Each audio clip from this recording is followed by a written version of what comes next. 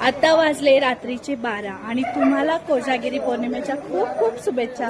बाबांच्या मंदिरामध्ये सुद्धा कोजागिरी पौर्णिमा खूप उत्साहामध्ये साजरी होत आहे आणि आम्ही सुद्धा इथेच आहे। कोजागिरी पौर्णिमा का साजरी केली जाते तर वैज्ञानिक दृष्टीने बघितलं तर कोजागिरीच्या रात्री चंद्र हा पृथ्वीच्या अत्यंत जवळ आलेला असतो। ज्या पद्धतीने सूर्यकिरणामध्ये डी जीवनसत्व असतं त्याच पद्धतीने चंद्राच्या प्रकाश किरणांमध्येही औषधे, गुणधर्म आणि जीवनसत्व असतात।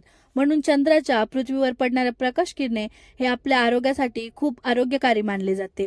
आणि पौराणिक कथानुसार जर बघितलं तर दोन कथा आहेत। पहिली कथा सांगते की समुद्र मंथनाच्या वेळी देवी लक्ष्मी या दिवशी प्रकट झाल्या होत्या। लक्ष्मी म्हणजे समृद्धी आणि सौभाग्याची देवी, म्हणून या दिवशी त्यांची पूजा केली जाते। कोजागिरी या शब्दाचा अर्थ कोण जागती म्हणजे कोण जागत आहे असा विश्वास आहे। तुम्ही या रात्री जागरण केल्याने लक्ष्मीची कृपा तुमच्यावर होते आणि तुमच्या घरामध्ये समृद्धी आणि समाधान प्राप्त होते। आणि दुसऱ्या कथेनुसार या दिवशी भगवान श्रीकृष्णाने वृंदावनात महाराज हा शब्द उच्चारला होता, त्यामुळे या दिवसाला महाराज म्हणतात। श्रीकृष्णाने एकाच वेळी वेगवेगळी रूपे घेतली होती आणि गोपिकांबरोबर नृत्य केले होते।